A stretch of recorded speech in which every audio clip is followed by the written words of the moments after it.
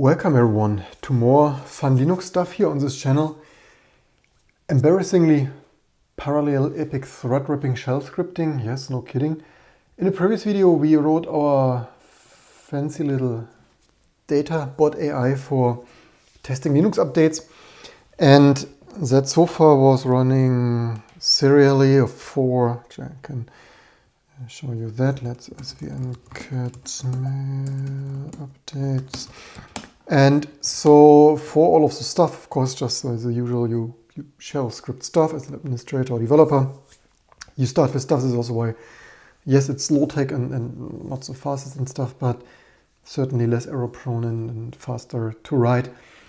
Just like you would on a console of interfacing the stuff with a shell manually, just like for each thing, so for each package and so on, testing the updates and various checks and stuff. And that was of course working eventually after quite some live streams here. Already done thousands of amazing updates, but it was running single threaded, right? So today we want to change that. And I've done that already, not to boringly code here for an hour. So these are the changes, and this is, just wanted to give a little bit of tip.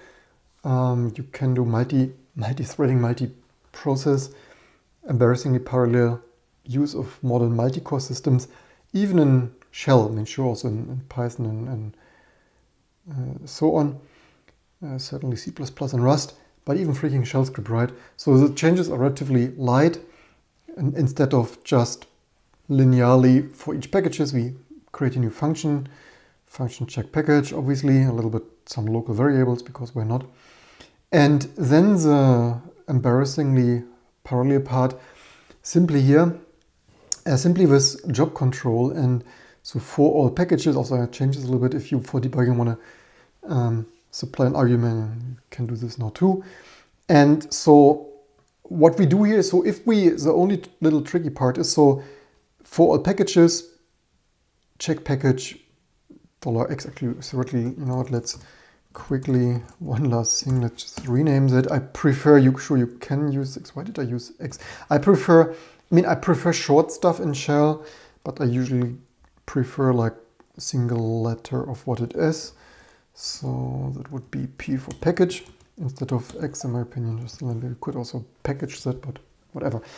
And so the only tricky part is if we would just run this here with running this in the background with an ampersand, then we would, of course, we would quickly spawn, basically shell bomb that, and in fractions of a second spawn like 4,000 child processes here. That's of course a little bit too much. So actually limited that here to 16, although theoretically, I guess we can also make this 32. Maybe we could actually check this for processes online. The reason why this is a massive speed up, so theoretically I don't really have to speed this up because it can just run an hour or two. So this run really long, right, with all the DNS queries. So what is going on here? It's of course running curl and other stuff in the background and scanning websites and package FTP like HTTP directory listings and such stuff.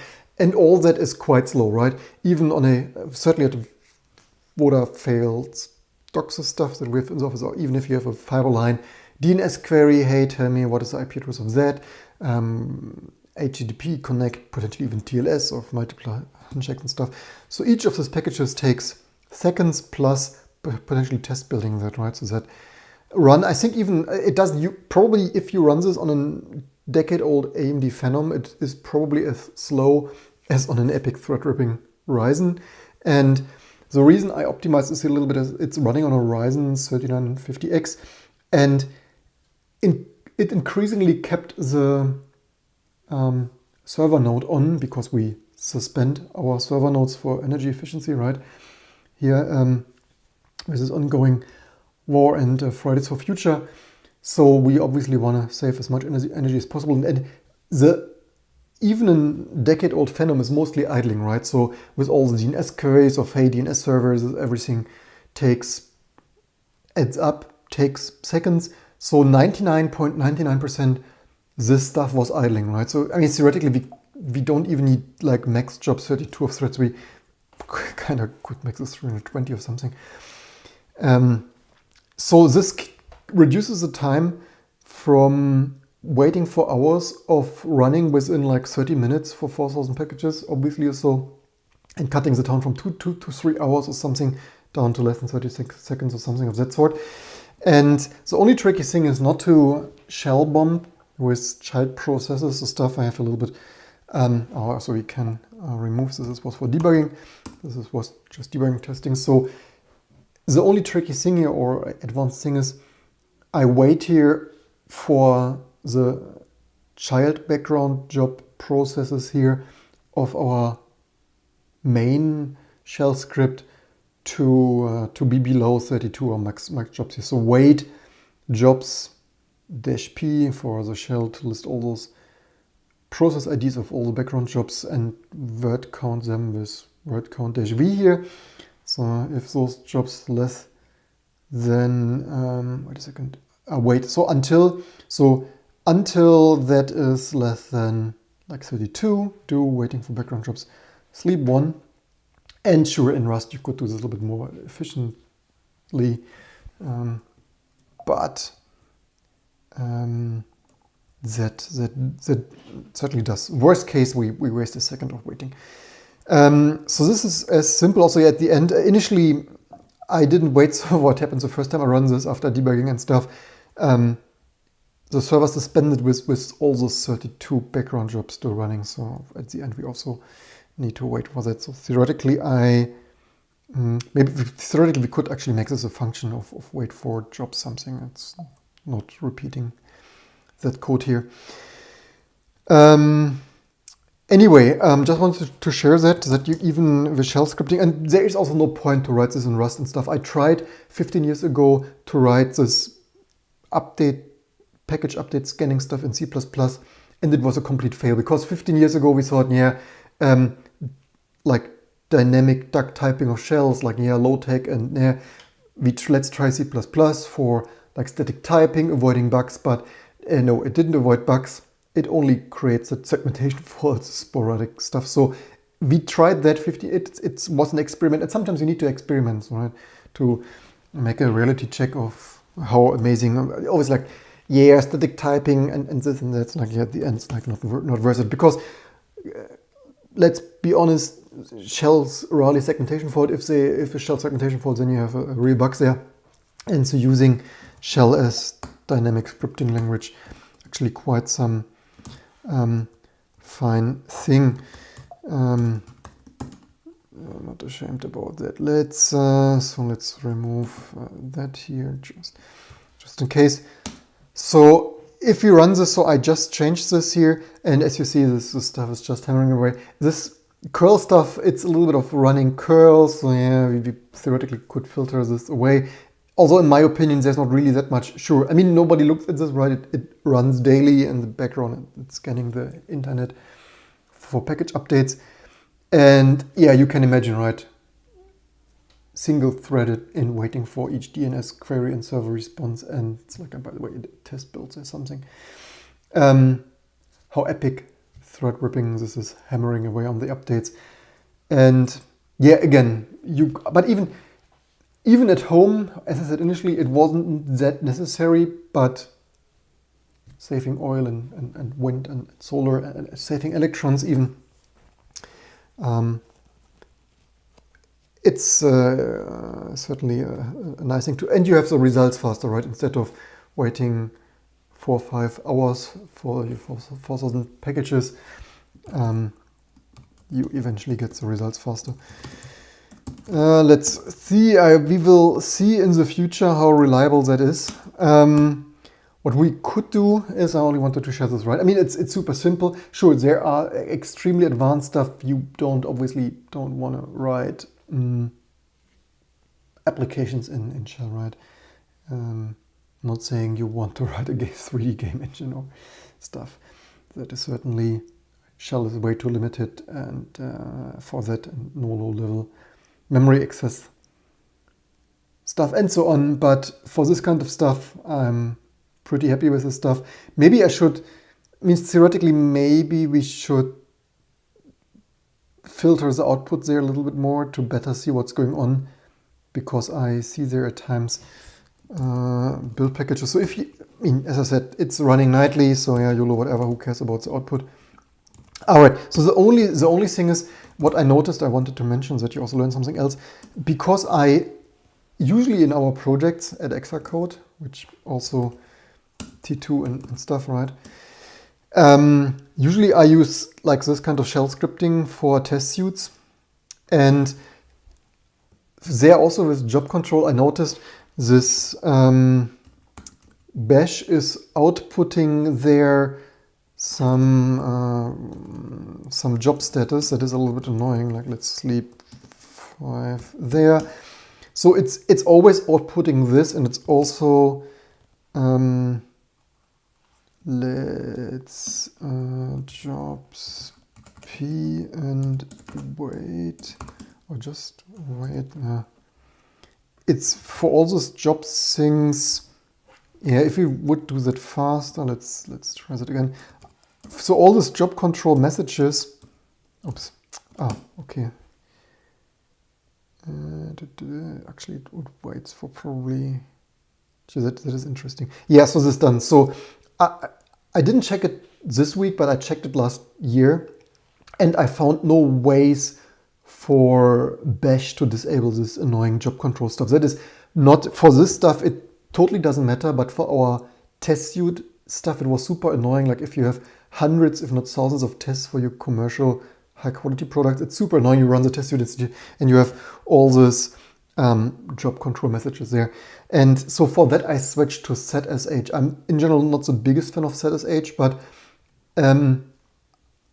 I looked into Bash. I didn't find anything to disable this message. I think I even read the source code and there was nothing like conditionalized of this stuff. And I already wanted kind of to give up. I think maybe you could also not pipe this away potentially, maybe. But I then, looking a little bit around, I found ZSH not having this annoying messages. So our test suite stuff, in general, Bash for me is okay to type and script away. Just for this very specific test suite stuff, the way we use that in our company, I explicitly use ZSH there just to get rid of this bloody job control messages. And otherwise, for that, for me, interactive on macOS, for example, where ZSH is now the default, I don't like it for many reasons. But for this test suite scripted job control stuff, you don't get these messages. So I was actually kind of tempted to patch that away, the bloody annoying job control stuff in Bash. But because our test suite also runs on macOS and there we use the default Bash shell, it's like, yeah, okay, I'm not changing my macOS default Bash shell just for our test suite. So yeah, let's better switch to ZSH there for that. So yeah, that stuff is hammering away. What did I wanted to say? Anything else to that? Maybe not, except, yeah, I still need to watch that. I mean, I had one bug here. Initially, I overlooked changing the temp FS here. So in my initial version, like yesterday when I did this, I clobbered all the files because all the check package things were all clobbering their own temp file. That took some minutes of guru meditating over that. But yeah, that's it for this video. So T2 will have even faster updates, and the only thing is maybe I need to make data more advanced because here are many more updates. The data didn't do because it didn't build in stuff. So I'm kind of wondering how much further should I go with that.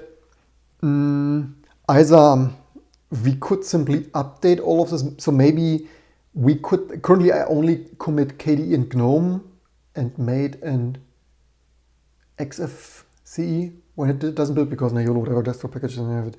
It probably builds in some combination, whatever, just dependency and who knows what.